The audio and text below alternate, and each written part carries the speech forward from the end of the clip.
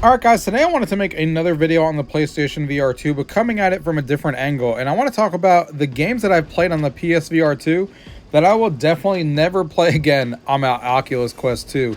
And there could be a variety of reasons for that we're going to be talking about throughout these games that I'm going to be mentioning here, games that I've played on the PSVR2 that I have no intention to play again on my Quest 2. And that's something that may be happening going forward. When I play more games that release cross-platform, this may be a thing that kind of continues, maybe until we get the Quest 3 and we see what that looks like. But for the time being, compared to the Quest 2, we're going to go ahead and talk about the games here at launch that we've seen so far that I definitely know I won't be playing on the Quest again. Let's go ahead and get into the video.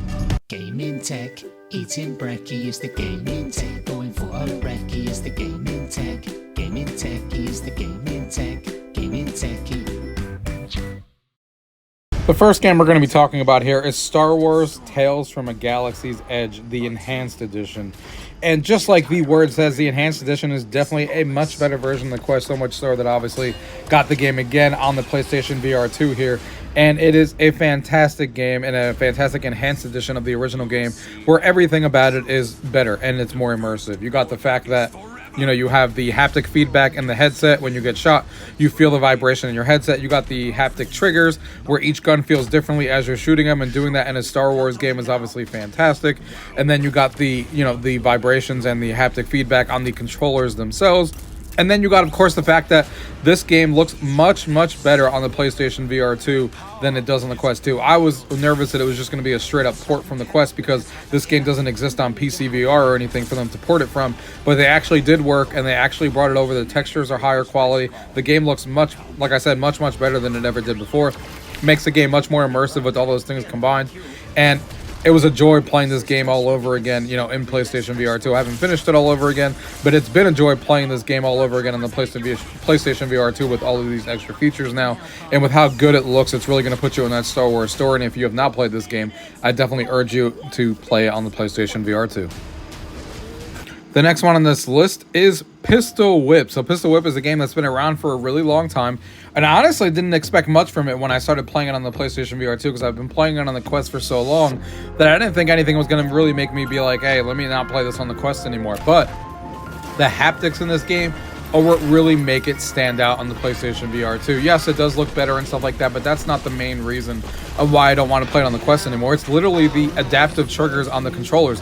It makes hitting using your pistol and using these pistols and stuff like that in the game feel that much better. Getting shot, and when you get shot and you feel it whiz by your face by the vibrations and the haptic feedback, the first time you feel that, it's going to feel that much more immersive, and it makes just playing this game that much better with the haptics on the PlayStation VR2. And that's kind of a going theme in a lot of these games, is that it's not just about the graphics themselves, but it's these haptics that really elevate these experiences with the adaptive triggers and with the vibration of the headset as the things and bullets kind of whiz by your face. So Pistol Whip is another one I will definitely keep playing on PSVR2. The next one we got to talk about here is After the Fall, the complete edition. I just did a review on this one on the PSVR2, and it is so much better on the Quest. I will definitely never play it on the Quest 2 ever again. This is basically the PC VR experience on the PlayStation VR2, because this game does exist on the PC, and they basically just ported over the PC version and essentially added some of the exclusive features on the PlayStation VR2. You got the haptic feedback on the headset, so you'll feel it when a zombie hits you or is on top of you and stuff. You'll feel that. The adaptive triggers, where it makes every single weapon feel different and fire differently, is fantastic. And then, of course, you got the updated graphics on here, which, again, look like the PC version and definitely looks substantially better than what they do on the Quest 2. I did a full video in comparison on that. You actually have flashlights in here, which really do add a level of immersion. And then, of course, the colors and stuff. Being that this is a darker game than most other games, the colors and the OLED displays really make the game pop and really do showcase how true blocks can really look in a game like this and make the game even scarier than before, especially with that flashlight when you can't see everything and you're kind of peeking around corners. So this is definitely my go-to way to play After the Fall. I still love this game. I think it's a fantastic cooperative four-person shooter, and me and my friends still love playing it. And this is definitely my go-to way of playing it from here on out. The next one to talk about here is Pavlov. So Pavlov is a game that's on the Quest, but this one's a little bit differently because the one on the Quest is called Pavlov's Shack. And even though essentially it's the same game, Pavlov here on the PlayStation VR2 is so different from the Quest 2 version, and the graphics are so different and updated, and there's actually not just the resolution being better, but there's actually sometimes different objects on the maps that don't appear on the Quest 2 and stuff like that, that they couldn't make a cross-platform with the Quest 2 version, so it's actually cross-platform or coming soon with the PC version, because that's how different the games are, and they couldn't really make them compatible because sometimes you would have objects on one that you wouldn't see on the other. So the game on the PlayStation VR2, you're literally playing the PC version, and you get all of the custom maps that people are making, which is fantastic. You have all of the game modes that are really, really fun to play, like the Among Us type game mode in there is hilarious. The zombies and the hide and go seek one where you're hiding as different objects is hilarious to play in there. And then of course the shooting feels fantastic with the haptics, every gun feeling different as you fire them and stuff like that, just like you would want with the haptic feedback. And again, with the headset vibrating every time you get hit and feeling that in your head, just adds for a whole level of immersion of a total package. Makes Pavlov definitely rise on my list of a game that I didn't really play before, is now a game I'm playing a lot of on the PSVR2. The next one that we have here that really caught me by surprise is Tetris Effect. So this is a game that, I didn't really think was going to be anything that cool on PlayStation VR2. It's a $10 upgrade if you own the original PSVR version, and I've played it on the Quest a lot, and I love Tetris and everything, but this one really blew me away with the actual panels that we have here. Again, going back to the HDR and the OLED panels that we have on here, the colors and the contrast really pop, and obviously this game is all about the colors and it's all about the blacks and stuff like that, and it really does increase how much fun this game is to play on a headset like this. But that's not even the thing of it. It's the actual haptics again.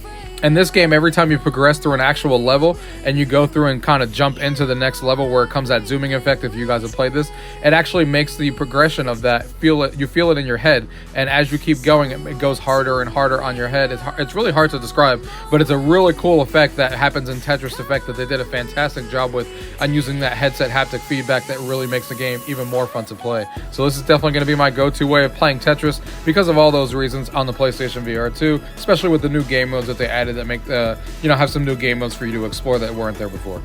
This next one on this list was really easy to put on this list. This is Zombieland Headshot Fever Reloaded, and the reason it's so easy is because this is a game that existed on the Quest, but this game completely changed on the PSVR2. I'm talking that they completely changed the graphic art style. It now has a really fantastic looking comic book style art that is not really done a lot in VR games, and it really, really does look good. Again, another game that the colors pop off the screen. The OLED panels really do look good. And we also have new levels in this game that they added. They added new weapons. They added, a remix of 3 of the levels. So not only does the game look a lot better, it has a new art style, it has new content. This is exactly how a port of a Quest game should be done on the PlayStation VR2. Changing up the whole entire game, taking advantage of all the features that the PlayStation VR2 has to offer. The haptics in this game are probably the best haptics I've felt with the shooting and the guns and everything feeling differently than any game I've seen before. Really makes the trigger pulls feel really differently from all the other ones. And this game is just super, super well done on the PlayStation VR2. And it's definitely a game I will not go back to on the Oculus Quest because I think the graphics alone and the new art style is way better than the generic art style that was on the Quest 2 before. And the last one that we have here to talk about is NFL Pro Era. I also did a video on this comparing the Quest version and the PlayStation VR2, and it is substantially better looking on the PlayStation VR2. Not only is it better looking texture-wise and stuff like that, but there's actually things in the game that don't appear on the Quest 2. Like when you go to the sidelines, the players are actually moving around a lot more. You'll actually see a lot more people on the bench. You'll see a lot more people with cameras holding up while you're playing the game. The crowd has a slightly better look to it. So it's not just resolution that upgraded here. There's actually different things in the actual crowd. There's actually more people on the sidelines. The sidelines feel more alive and stuff like that. And of course, the players and stuff all look substantially better than the Quest version. It definitely makes you feel more immersed in playing this game. Makes it feel even more like an NFL game than it did before. And it's my go-to way of playing a game like this, NFL Pro Era. It's definitely going to be on the PSVR 2. It also has the haptics like we all talked about with all the other games, where if you get tackled in the game, you actually feel it on your head, so you know you got tackled and got sacked as a QB, which makes it even more fun and more immersive like we talked about. So this is another game that I will definitely continue playing on the PSVR 2. So those are the games that I wanted to showcase so far. Obviously, these are just based on the launch games that we have access to right now. I feel like this may be a common theme going forward, like I talked about. I mean, if it's a game that's going to be released on the Quest and the PlayStation VR 2, I'm obviously going to pick the PSVR 2 version because of all the enhanced haptics that it has, and it's probably going to look, a pretty good deal better than it will be on the Quest 2. So unless if it's a game that really benefits from being wireless, or it's a social application, because I love things like big screen and stuff, I'll always use that on the Quest over the PlayStation VR2 because it's wireless and I can watch it anywhere in the house and stuff like that. But or of course, if it's an exclusive on the Quest 2, then of course I'm going to play there, because I still love my Quest 2 and I still love playing VR, and I love a lot of things that they do over there. And I think, you know, the home environment and stuff like that is obviously much better than the home environment, because we don't have any on the PlayStation VR2. So the social aspect and just a lot of the features are more well thought out over there. But as far as games go, if I get a game and I'm like, where do I want to play this, and they're releasing on both, then I'm going to choose the PlayStation VR2 for the next while.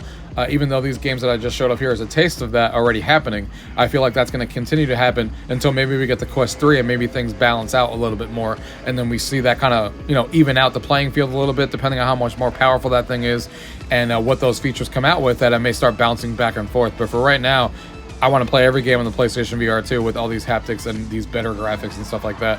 So let me know what you guys think. Let me know how you guys feel. If you guys have both of these, the Quest 2 and the PlayStation VR2, what are you guys finding yourself doing? Are you finding yourselves doing what I'm doing, where sometimes you want to double dip on games just because you want to see how it looks like on the PlayStation VR2? Or is this your first headset? Whatever the case may be.